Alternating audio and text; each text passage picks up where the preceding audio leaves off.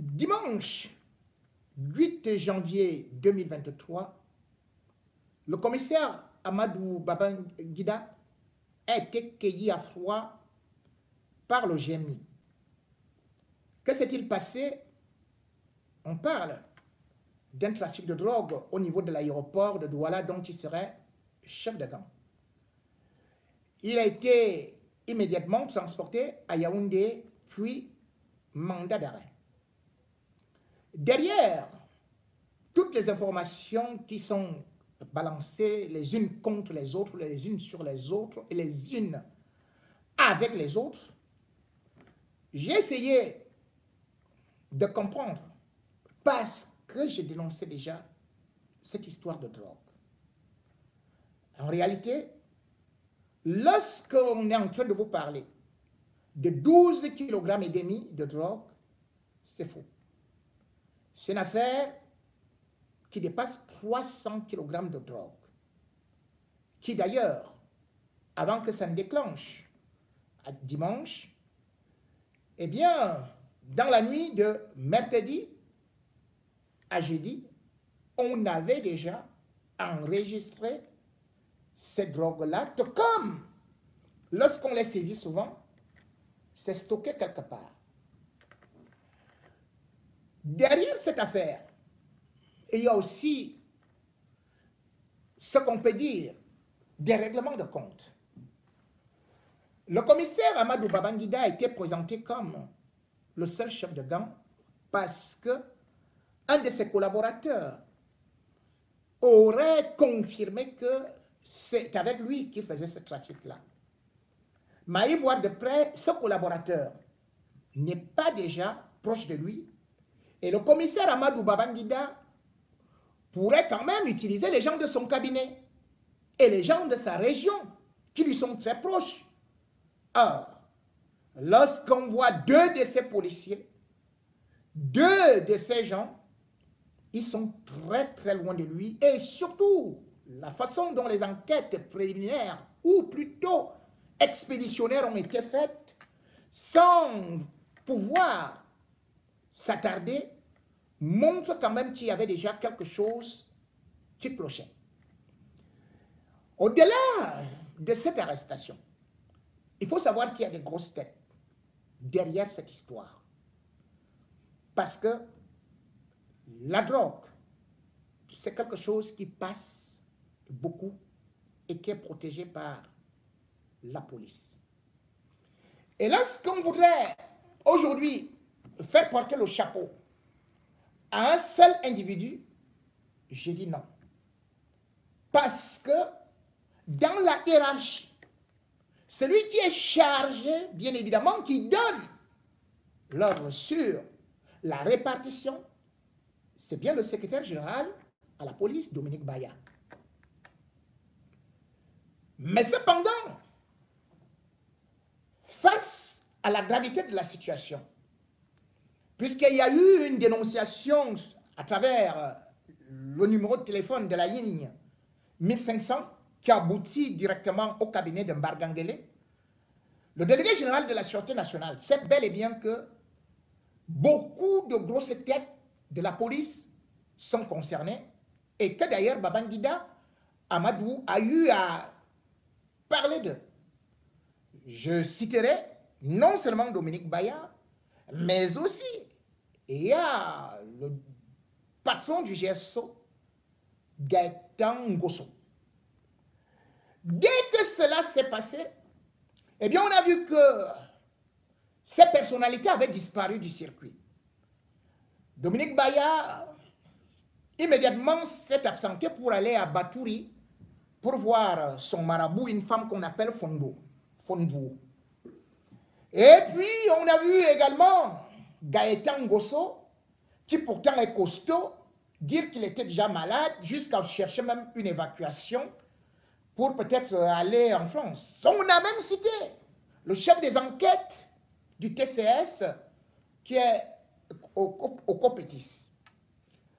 Mais comme il ne fallait pas le grand scandale, il a fallu limiter les dégâts pour juste nous balancer un seul nom de quelqu'un qui cependant n'est pas un saint, mais constituait quand même aussi une sorte de barrière par rapport à certains trafics à l'aéroport de Douala. Puisque cet aéroport est bel et bien aussi une grande porte d'entrée pour la mafia, pour des marchandises et pour peut-être même, surtout, pour la drogue, le trafic de l'or ou du diamant. On se rappelle que c'est ce commissaire-là qui aujourd'hui est présenté comme le plus corrompu et le plus dangereux, qui avait quand même arrêté l'or de Bankui avec Ali Bachir. On lui avait donné de l'argent, il l'avait refusé. Comment donc il a refusé autant d'argent pour faire passer l'or de Bankui? Et finalement, il se retrouve seulement sur l'affaire qu'on vous présente comme 12 kg et demi de drogue. Il me souvient également que depuis qu'elle est quand même arrivée au niveau de l'aéroport de Douala, on arrête beaucoup de drogue.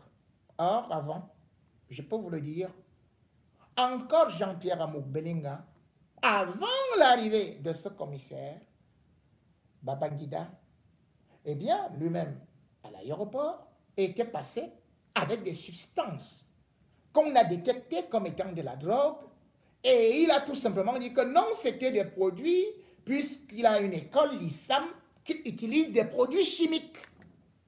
Et ce sont les biologistes d'ISAM qui ont recommandé, qui ont commandé cette marchandise. On avait laissé passer cela. Et il me souvient également que le 15 décembre 2022, lorsque Jean-Pierre Amouk-Belinga voulait quitter le Cameroun pour aller à Paris, il avait déjà réussi à traverser tous les guichets pour décoller. Et qui a fait qu'on arrête Jean-Pierre Amouk-Belinga? C'est bien le commissaire Amadou Babangida qui, au niveau de son ordinateur, avait vu que Amouk-Belinga, parce que tout ça est centralisé à travers des aéroports, lorsque quelqu'un est déjà fiché, dès que vous traversez quelque part, si quelqu'un est attentif de l'autre côté au niveau de son écran, il voit. C'est lui qui va donc appeler Yaoundé pour qu'on arrête Jean-Pierre Amouk-Belinga. Pas qu'on l'arrête, mais qu'on fasse qu'il descende de l'avion. C'est à partir de Douala que Babangida avait donné justement cette alerte-là. Mais j'ai dit, dans cette histoire-là, il faut savoir que la drogue et les gens qui ont dit, qui dit-on, sont portés disparus, avaient déjà été arrêtés à Yaoundé. Certains avaient été amenés, généralement quand on t'arrête avec la drogue, parce que le secrétaire général de la police a ses gros bras. D'ailleurs, dès qu'on a arrêté Babangida, l'un de ses gros bras avait pris touristique voyage pour s'enfuir. Mais je voudrais rappeler, signaler à tous, parce que je n'entre pas dans la manipulation, que il y a des quantités de drogue incroyables qui circulent à Yaoundé, à Douala. Et chaque fois qu'on les arrête, on ne va pas avec ceux-là dans un commissariat. Ces gars-là vont avec eux chez Baya. Baya habite à quelques mètres de Amouk-Belinga, même comme ils se sont gâtés, comme vous le savez, suite aux audios qui sont sortis.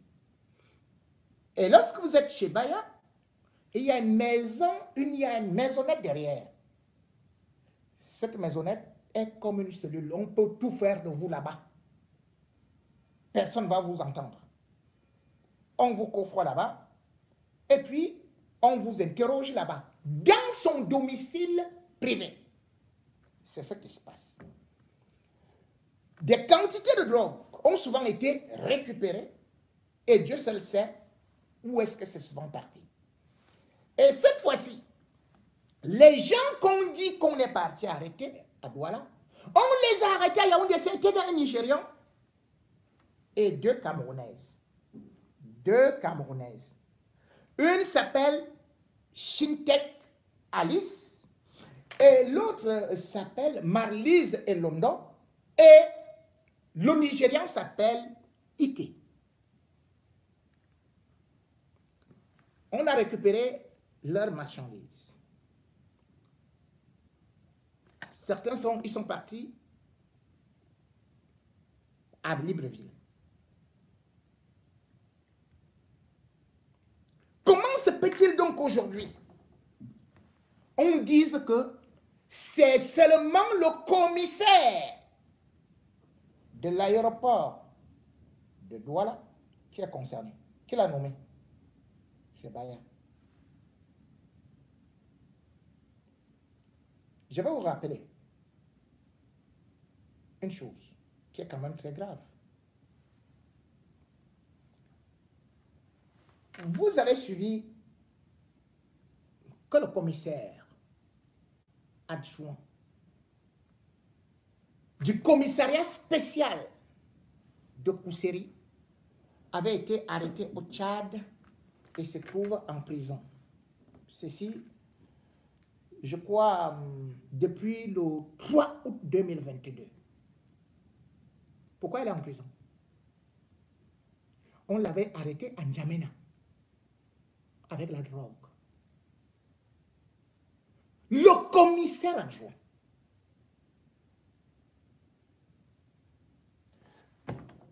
il s'appelle Jean-Claude Maïné. Oui, Jean-Claude Maïné. Jean-Claude Maïné a été pris en N'Djamena parce qu'il était filé. Il partait livrer la drogue là-bas depuis fort longtemps. Et le régime Déby a donc décidé de mettre la main sur lui parce qu'il utilisait parfois des passeurs et s'en allait. Ils ont monté l'opération, on l'a attrapé. Et comment est-ce que ça s'est passé? C'est le délégué régional de la police camerounaise qui a été dépêché avec l'ambassadeur du Cameroun au Tchad pour chercher à aller libérer un trafiquant de drogue. Monsieur Bargangele, vous n'étiez pas au courant? Qui a envoyé cette délégation, Monsieur Baya? Monsieur Baya Dominique, ce n'est pas vous? Secrétaire général à la police. Ce commissaire-là est en prison au Tchad. Le Tchad a refusé de l'extrader parce qu'on voulait seulement l'enlever et le balancer dehors. Parce qu'il fait partie du réseau. Qu'est-ce qui se passe? Voici le réseau. Vous prenez, c'est-à-dire que les trafiquants ou alors ceux qui sont dans la drogue, ils partent de Kano au Nigeria. Parce que j'ai entendu d'autres parler du Niger. Non, c'est le Nigeria. Quand tu arrives à Kano, tu traverses les grands trafiquants, ils vont à Fotokol. C'est à Fotokol qu'on te prend. C'est la police camerounaise qui t'escorte. Le commissariat jusqu'à Kousséri. Lorsque tu es à Kousséri, c'est là où il y a le GSO. Je vous dis que c'est Baya qui nomme toujours quelqu'un du GSO. À partir du GSO, le GSO t'escorte jusqu'à l'aéroport de Garoua. Ou alors, si tu veux aller à Yaoundé, mais tu ne descends pas à l'aéroport de Yaoundé. Pourquoi est-ce que tu ne descends pas à l'aéroport de Yaoundé? Parce que Mbondayolo n'est pas dans le réseau. C'est Mbondayolo qui a fait nommer le commissaire de l'aéroport de Yaoundé. Donc c'est pour ça que ils sont obligés de passer par Douala et non par Yaoundé. C'est le circuit référentiel. Et c'est à partir de là qu'ils dispatchent ça. Voilà donc le travail de notre police qui prétend combattre la grande criminalité, mais qui est impliquée. Le voilà directement, bien évidemment. Il y a quelques-uns qui ne sont pas aussi mauvais que ça. Tel que Vincent de Paul, le commissaire Vincent de Paul, par exemple, Evina, qui est dans le cabinet de Mbargangele, et que justement, c'est lui d'ailleurs qui a mené cette enquête. Et parce que lui, au moins, ça, je peux vous dire, hein, j'accuse parfois certaines choses, mais sur le plan professionnel, même si vous êtes son frère, dès qu'il a des éléments contre vous, allez, Kondengi. Et d'ailleurs, beaucoup de commissaires se trouvent à Kondengi. Parce que les enquêtes sont passées par lui. Moi, je peux dire celui-là, il est presque incorruptible dans ce monde de corruption. C'est-à-dire qu'il peut avoir quelques tâches, mais pas beaucoup. Il a donc, c'est lui qui a fait cette enquête. Mais il ne pouvait pas aller plus loin. Parce qu'il connaît que tous les autres gros barons de la police sont bel et bien trempés. Et d'ailleurs, Baya voulait même l'affecter, je crois, en brousse. C'est Mbargangele qui avait refusé. Vous connaissez comment Baya l'appelle, ambassade? Jongmout. C'est-à-dire que quelqu'un qui n'a rien dans la tête. Donc, si vous voyez qu'aujourd'hui, ce commissaire se retrouve à la prison, ce n'est pas une première. Hein? Parce qu'il y a beaucoup de commissaires là-bas, en prison. Je peux d'ailleurs vous dire qu'en dehors du trafic de drogue, il y a ce que vous connaissez comme le racket. Ah oui, tout un chacun d'entre vous connaît que pour faire le passeport, c'est le racket. Si vous êtes de la diaspora et que votre passeport ne sort pas, il faut donner 300 000 francs CFA, alors que ce n'est pas le prix officiel. Barangale le sait. Ça, c'est la police qui fait ça. Et maintenant, il y a les commissaires avec 4 étoiles là, qui, bien évidemment, sont aussi entrés dans la danse, puisqu'ils ont acheté les concours pour devenir ce qu'ils sont devenus. Bon, aussi, ils ont dit, partout dans les quartiers, donnez-nous de l'argent, 3 millions, 4 millions, pour que vous puissiez passer le concours de la police. Ceux-là, ils ont été envoyés, justement aussi, en prison, grâce aux enquêtes menées par Evina. Donc, on peut au moins saluer celui-là. Mais cependant, en prison, parce que les commissaires et les autres croient qu'ils sont à l'abri, allez voir ce qu'ils sont devenus. Et il y a entre une trentaine et une quarantaine de commissaires à la prison centrale de Kondengi. Dans les quartiers 3 et 2. Ils sont, puisqu'on a coupé les salaires, ils sont dans la galère.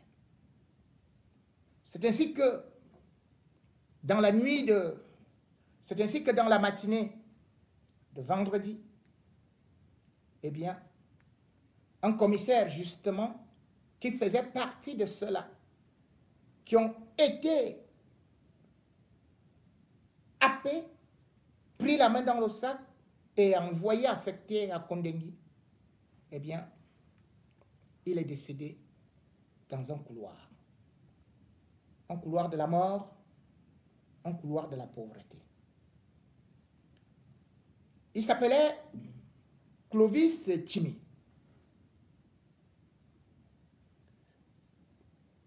Elvis plutôt. Elvis Tchimi.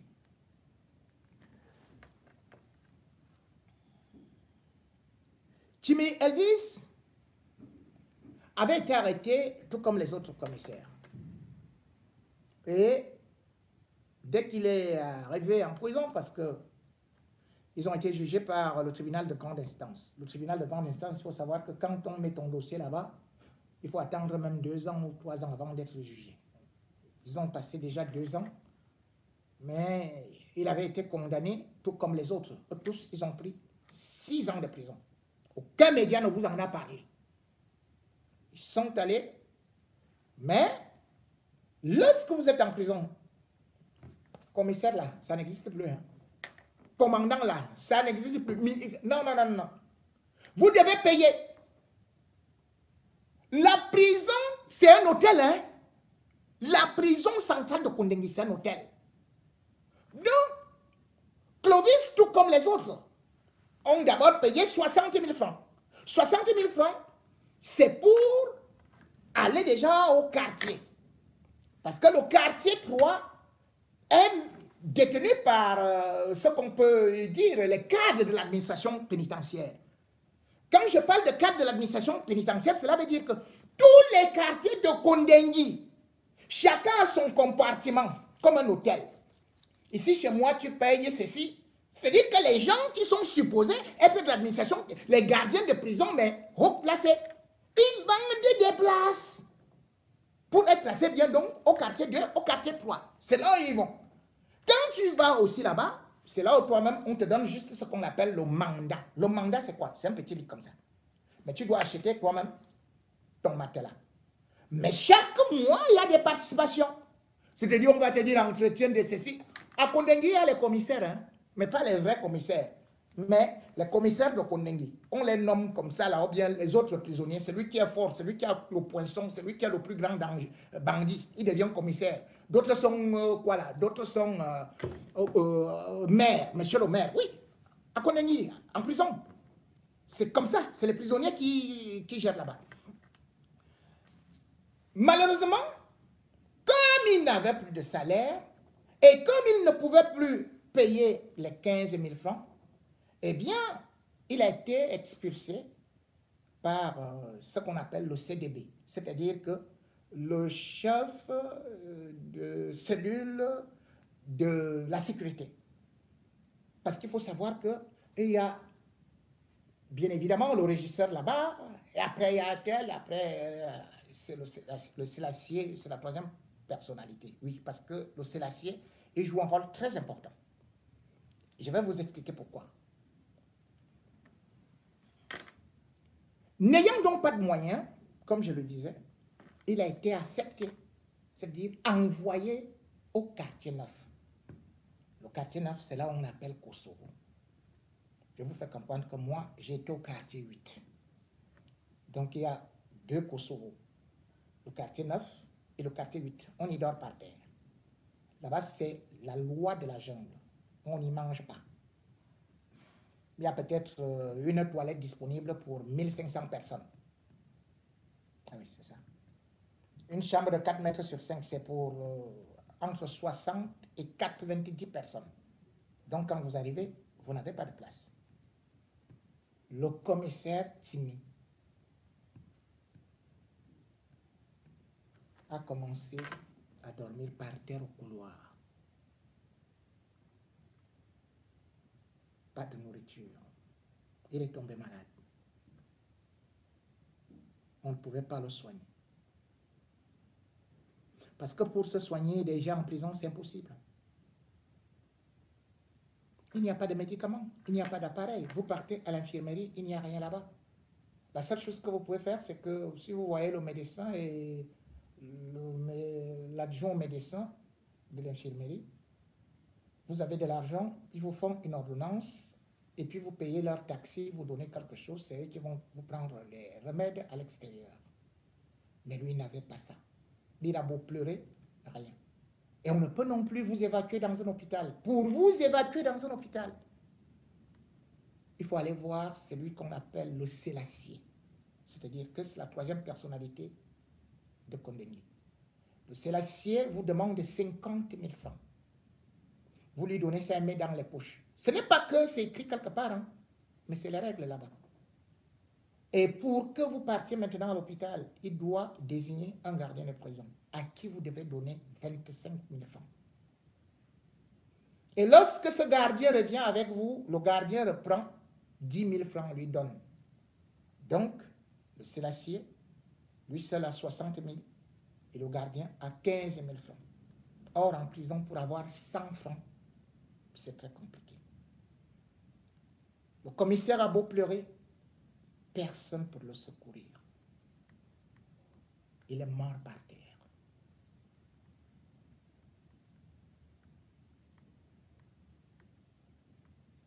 Oui, commissaire, vous êtes fort pour mettre les gens derrière les barreaux.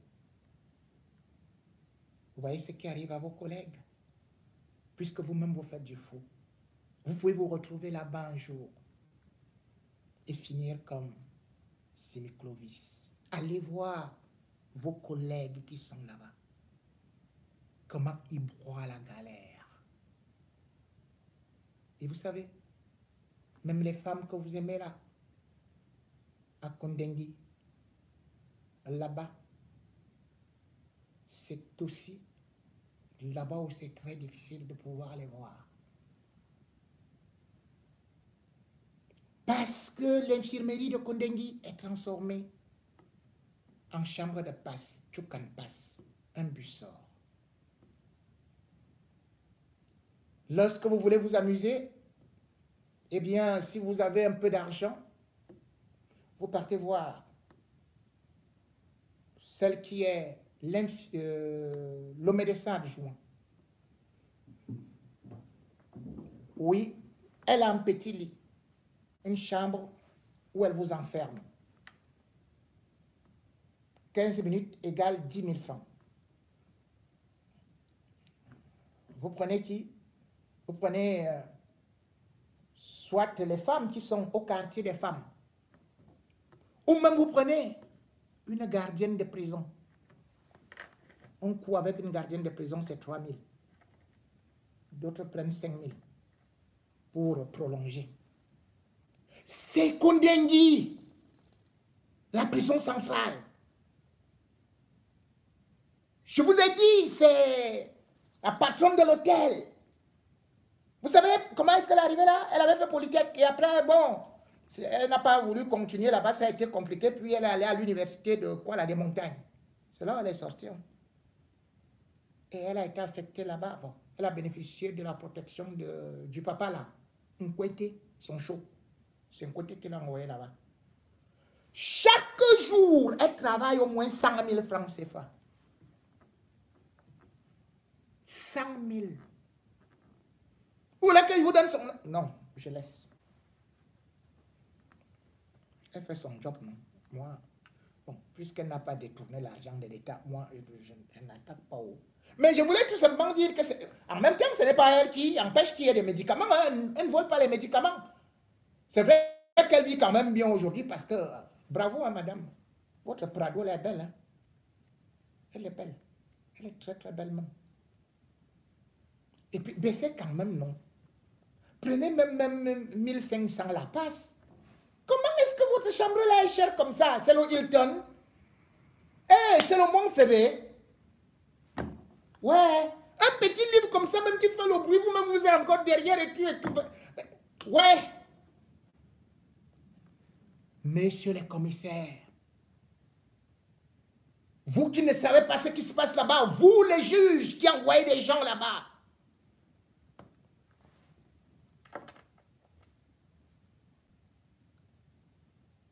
voilà comment ça se passe. Pendant ce temps, est-ce que vous savez qu'à Kondengui, vous avez à côté quelqu'un qui a été condamné à mort. Ah oui, il y a les quartiers de condamnés à mort. Tout le monde le connaît à Kondengui. Un commissaire ne peut pas parler devant lui. Hein. Vous savez comment on l'appelle? National. Ah, on appelle le monsieur là national. Il est là-bas à Kondengui. Vous savez qui sont ces boys? Ce sont les gardiens de prison. Et il construit une maison en Kolfoulou, R2, donc pavillon.